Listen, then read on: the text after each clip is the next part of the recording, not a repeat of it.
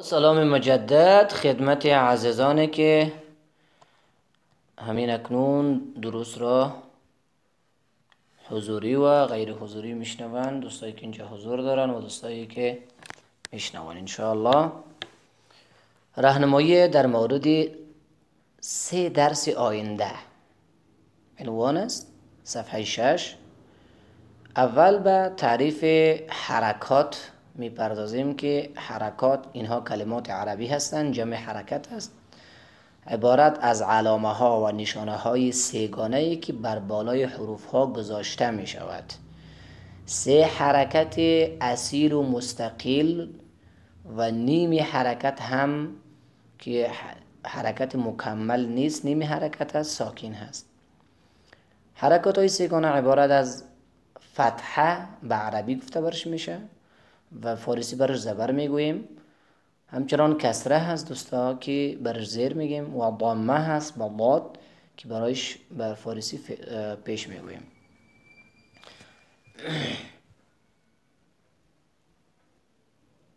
بعضی الف هایی که در وسط حروف قرار دارن اینجا انشاءالله که در درس بعدی هست که فرق در مابین همزه و الف چی هست، انشاءالله در درس بعدی تذکر خواهیم داد. حالا میریم به طرف حرکت فتحه، تعریف حرکت فتحه را میبینیم و بعدش میریم به طرف اجرایش. فتحه یک حرکت خوابیده هست، بر بالای حرف همیشه قرار می داشته باشد. بدون کشش و بدون مجهولیت این حرکت ادا می شود که فتحه جمعش مفتوح می آید. مثلا با زبر با ای طور اجرایش هست، اما بخوایم روانی از زیر ما پیدا بکنیم که چی معنا میشه. با زبر با تا زبر تا ثا زبر ثا جیم زبر جا ح زبر ح خا زبر خا دال زبر د ذال زبر ذ. میتونین از این قسمت تمرین حروف ها را به شکل اساسی هم تا مخرجش پیدا شود، جایگاهش پیدا شود، از جایی که ادا می شود پیدا شود پیدا کنین.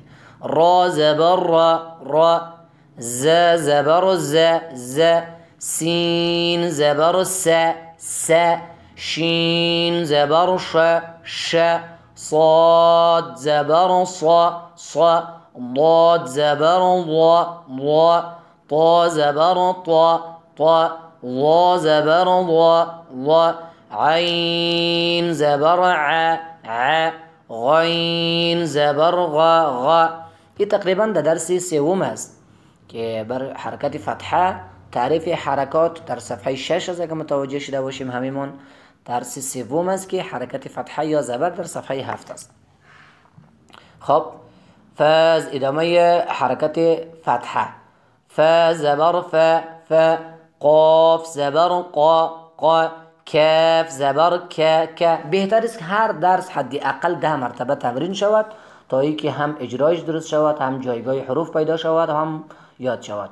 کاف زبر ک لام زبر لا میم زبر ما نون زبر ن واو زبر و ها زبر ها. اینجا 2 حرف در یک قوس در مابین یک چیز قرار گرفتن. متوجه باشین که در مابین در یک خط که است یک حرف قرار داره و در این قسمتی که همزه و الف در مابین یک قوس یا در مابین یک جایگاه قرار گرفتن، 2 حرف در یک جای. اشاره به این هست که ما میخوایم اینجا فرق همزه و الف را برایتون مختصر بگویم. همزه امی هست که الف آن است که بدون هیچ نوع حرکت سه‌گانه و حرکت ساکن که نیم حرکت است باشد، بدون هیچ حرکت باشد. تعریفش الف آن است که بدون هیچ حرکتی باشد، در وسط، اکثریت در وسط حروف می آید. از این خاطر و اگر به شکل الف نوشته می شود باز حرکات سیگانه را می داشته باشد، در او صورت او همزه گفته می شود. به شکل الف دراز نوشته شده ولی حرکات های فتحه و ضمه و کسره را دارد. او الف نه بلکه همزه است و او که به شکل همزه نوشته میشه او هم همزه است. میریم طرف حروف مشابه صدا که باید اینجا یک رقم دقت شود تا که فرق شود و باید که دیگه مخلوط نشوند. مثلا حرف ت برش میگیم و حرف طا همیشه پرس ولی ت باریک است. ت زبر ت طا زبر طا. حرف ث حرف سین و حرف صاد است که اینها هم متشابه که دیگر هستند. ث زبر ث. قسمت سر زبان در وسط دندانهای پیشروی میخوره. سین زبر س صاد زبر صا ح زبر ح و ها متشابه هستند.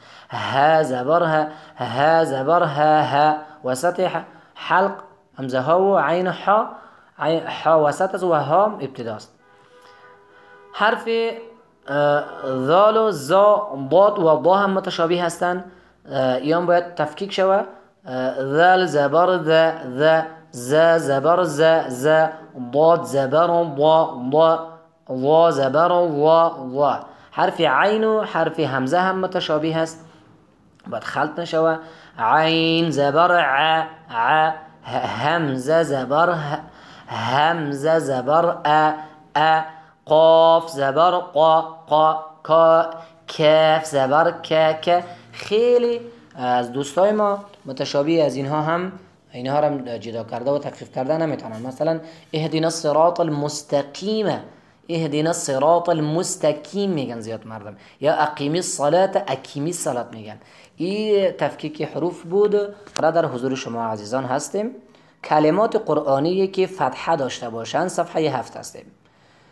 حرکاتی که حرف اخیرشان وقف می شود به ساکین یا به سکون تبدیل می شود اگر فتحه داشته باشد. حالا میریم به طرف حرکت فتحه. اگر حرکت فتحه که ما بخوایم وصلش بسازیم با دیگه حرف بعدیش که وصل میشه، اما حرکت فتحه به جای خود هست. اگر قرار است که ما استاد شیم وقف کنیم، باز در این صورت او سکون می شود و حرکت فتحش مکمل از بین می را، به حرکت و به جنبش می شود. دیگه حرکت از او پیدا نیست، فقط ساکن است. و قاعده دوم که در این صفحه یادآور شیم حرف را هست که 3 قاعده معروفش در قاعده ذکر شده.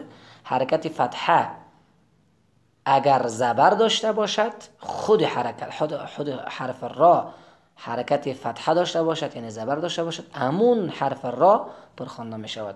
مثل کلمه رفع، امر، سرق، ضرب، مرج، ورد، فرض، شرح. این کلمات، اینها کلماتی هستند که با حرف رایشون پرخوانده می شود. متوجه باشند دوستان. بریم طرف اجرای کلمات. اول میریم یک بار اجیش میگیم، بعدم روانی وقفا و وصلا شه. مثلا با زبر با، لام زبر لا، غین زبر غا، بلغ وقفا بلغ. در حالت وقف ساکن میشه. فا زبر فا، عین زبر ع، لام زبر لا. جدا فعل وقفا فعل. سریعا فشار نیارین چون حروف قلقله نیسته، بسیار عادی. ثا زبر ثا، میم زبر ما، را زبر را، ثمر وقفا ثمر، همزه زبر ا. فرقشان در درس قبلی گفته بودم. همزه اینجا دیگه الف نیست، همزه است. همزه زبر ا، میم زبر ما، را زبر را، امر وقفا امر. در حالت وقف امر میشه. عین زبر ع، با زبر با، سین زبر س، عبس وقفا عبس، میم زبر ما، کاف زبر ک، ثا زبر ثا، مکث وقفا مکث. در این صفحه‌ای که ما و شما فعلا وجود داریم 2 نکته دیگر هم یادمان نره. یکی حروف قلقله هم اینجا هست که باید قلقله‌ایشون حرکت قلقلهش گرفته شود، به جنبش دادن حرکت دادن است. و همچنان حروفی که پر خوانده می شود رنگهایشان تقریبا به رنگ سبز است. سبز کامل، اونها هم باید پرخوانده شود. خب دیگه ما رنگش او قدر چیز نمیکنیم، اصرار نمیکنیم، فقط حروفی که پرخوانده میشد 7 دانه بود درسای اول یا یادآور شده. ما حروف قلقله هم که 5 دانه است، اونها هم باید قلقلهشون گرفته شود. ولی میرم اجرا میکنم را زبر را، این را با زبر داره پرخوانده شود. ف زبر فعین زبر رفع وقفا رفع. ز زبر زعین زبر عمیم زبرم زعم وقفا زعم.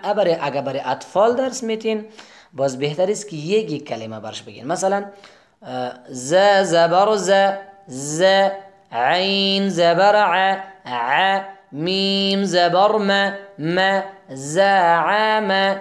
اگر ایستا چیم زعم. آلی میریم به حرفی که اولین حرفی که باید پرخوانده شود. اینجا براتون یادآور شدم و گرچه حرف غینم در بلاغه هست. وا زبر وا، لام زبر لا، میم زبر ما، ظلم وقفا ظلم، همزه زبر ا، خا زبر خ، ذال زبر ذا، اخذ وقفا اخذ، سین زبر س، را زبر را، قاف زبر قا پرخوانده شود. سراقا هم حرفی پرخوانده شود از حروف پرس و از حروف قلقله. سراقا سراقا وقفا سراقا.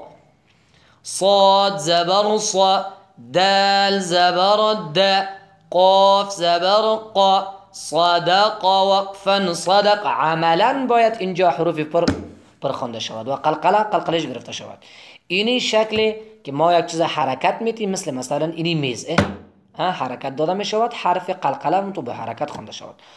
ضاد زبر ضا، را زبر را، با زبر با، ضرب وقفا ضرب ضرب. کاف زبر ک، سین زبر س، با زبر با، کسب وقفا کسب کسب. خا زبر خ، را زبر را، جیم زبر ج، خرج وقفا خرج. جیم هم از حروف قلقله است. قطب جد. میم زبر ما، را زبر را، جیم زبر ج، مرج وقفا مرج وقفا مرج.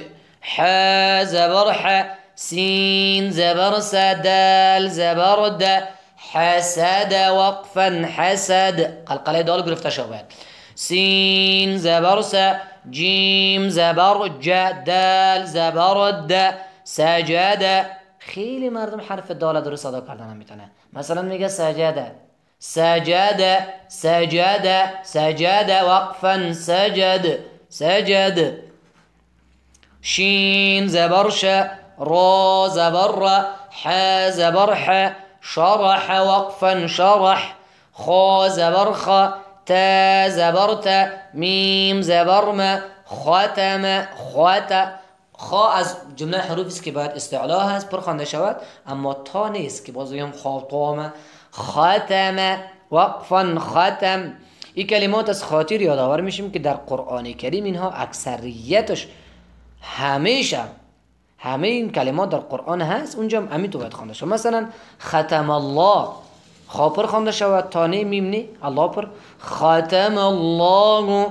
واو زبر و، در قرآن هم همین کلماتی که در اینجا پر هست در قرآن هم پر است. همین کلماتی که اینجا باریک است در قرآن هم باریک است. همین کلماتی که اینجا درست اجرا شد در قرآن درست اجرا میشه. ولد، واو زبر و، لام زبر ل، دال زبر د، ولد وقفا ولد. اگر حروفی قلقله ساکینم داشته باشد یا متحرک باشد باز هم قلقلش گرفته می شود. واو زبر و، را زبر را، دال زبر د، ورد وقفا ورد. فا زبر فا، را زبر را، ضاد زبر ضا، فرض وقفا فرض. فا زبر فا، قا زبر طا، را زبر را، فطر وقفا فطر.